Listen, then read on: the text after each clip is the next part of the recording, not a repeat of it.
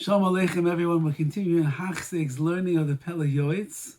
Today is day number 145. We're beginning a new chapter, bit of a scary chapter called Gilgul, which is the recycled neshamas of a person revisiting this world after they were here once upon a time.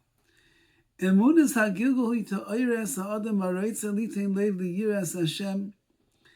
The belief in Gilgulim, in the fact that a person's neshama can come back again and again to this world, is to be ma'ir, to awaken and arouse within a person that they should place in their heart to fear HaKadosh Baruch Hu, yiras ha'einish, fear the punishments that are coming when we do the wrong things. Ki yiten aliba ki rabim ma'chayvim l'rasha. A person should think there are many punishments and pains that will come to a rasha. Umar moed mimaves, and more bitter than death, umikol chevle Gehenim, and worse than all of the sufferings and pains of Gehenim, of that frightening world down there.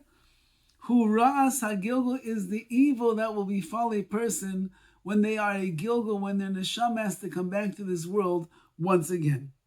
Shetizgalgil nafshoy b'doimeim tzemeach chai medaber, because don't think that if you come back to this world for sure you're going to come back in the shape and the form of a human being. Rather, you could come back as a doimim, something inanimate object, a rock. Tzemeach, a plant. You can come back as a tree.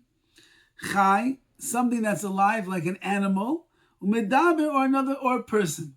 There are many things you can come back as, and it's not so clear you're going to come back as another Jew, as another human being. Is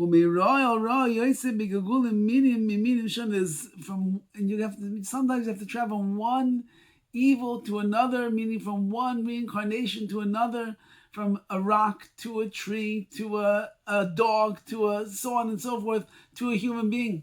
There's so many different things you might have to go through. Like it is found in Kabbalistic works. Even on sins that seem to be in a person's mind, that's not such a big deal. V'doshim and Rabbi, and many people trample on them. Like someone who speaks lashon hara. Shemizgalgel bekelev neveach. Such a person who is accustomed to speaking lashon hara, gossip, they can come back as a barking dog. You want to come back as a dog? The Pele Yoetz is warning us. Speak lashon hara, you can come back as a dog. V'simanach. And the sign of this is, it says in the pasuk, "Vayikra la neveach," call her neveach. Law, the word law, which means her, is also lamed hey. What is lamed hey? Roshei Tevos.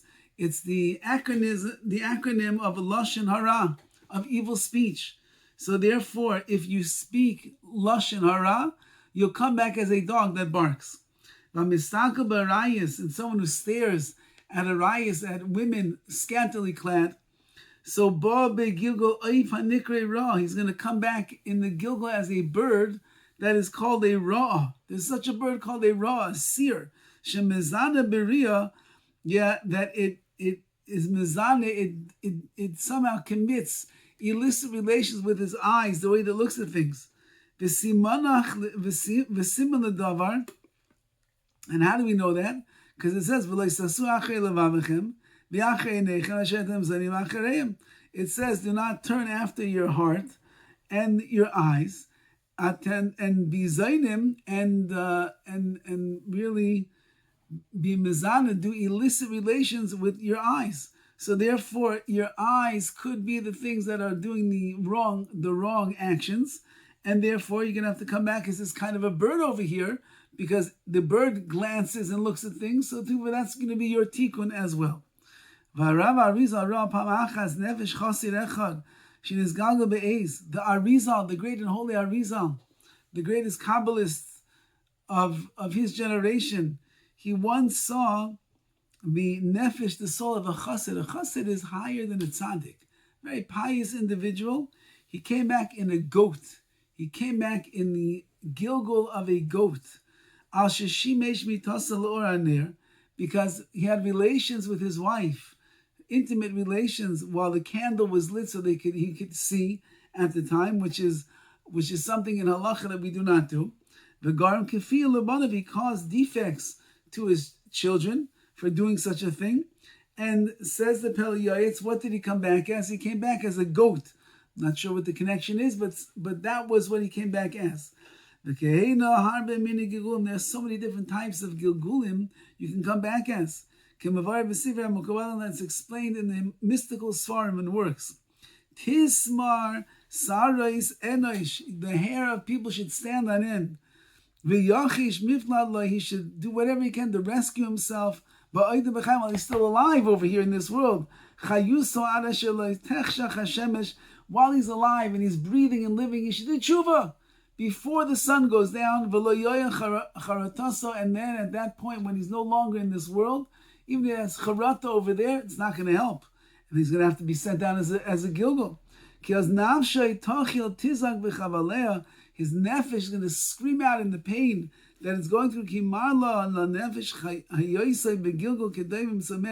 It's so painful to a person's soul if they come back as a rock or a plant or a tree, or an animal, domesticated, or wild animals, or birds, or fish, kosher fish, and those that are not kosher, lobsters, the kol remes, all the creepy crawly things on the ground. The avabishikashu begilgul ben adam. Now this is what he says, frightening over. Even though that when you come back as a gilgul, a reincarnated soul in another human being, you cannot remember what you were beforehand. So if you lived 1,000 years ago and you were whatever it was, you were one of the scribes in Rashi's yeshiva, and now you come back in this day and age, in this world, with much more complicated kind of a life. You can't remember what you were in the previous life. However, says the Pele Yoetz, that's only if you come back as a human being.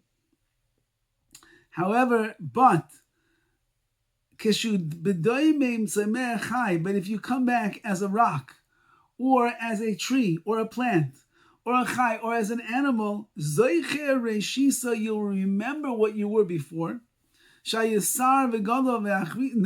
you were like a sar, you were a minister, or you were a great person in your time. And now at the end of it all, you are so low and downtrodden and broken and mournful as a result of the fact you became a gilgul of a rock, or a tree, or a flower, or an animal, or the like. It's going to be painful. You'll remember that you were once upon a time a human being, and now you are trapped in the animal of a lizard. Trapped in the body of a lizard? Could you imagine such a thing? Ukfar kosu b'sfarim, and it's written in the holy books. V'gam bi'azneinu shamanu, we heard stories with our own ears. Maisim noroyim megilgulim shoinim, fascinating stories and frightening stories of different gilgulim, different reincarnations. They were given permission to reveal to the ears of man in a dream of what exactly was going on. The Arizal himself, he saw godly images. He saw thousands of souls that they would cry, and they were beseeching him. Help us, they would say, help us find some peace and respite for our soul. A person who's alive should place his heart to it. He should think to himself that that all of this is coming upon him. He's going to be this terrible gilgul over here. And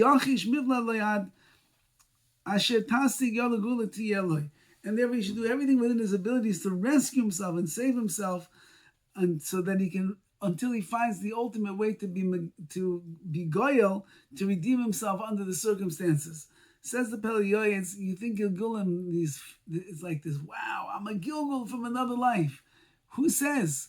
Maybe you're going to be a Gilgul in the body of a dog, or the body of a cat, or the body of a camel. Maybe you'll be in the Gilgul you'll be a fly, or you'll be a snake, or you'll be a toad. Would you like that? Or maybe you'll just be a rock. You'll be a little tiny rock that kids are throwing around on the schoolyard. Or if you're not going to be a rock, maybe you'll be a plant, maybe you'll be a tree. that people are going to walk all over and break and destroy, and the wind is going to come and blow it away, and the cold is going to come and it's going to freeze, and the heat's going to come and it's going to melt it. So is that what you want to become? And therefore it says the Pele Yoetz, do tshuva now while you're still alive, while you can, and that will help to save you from the world of Gilgulim. All the best.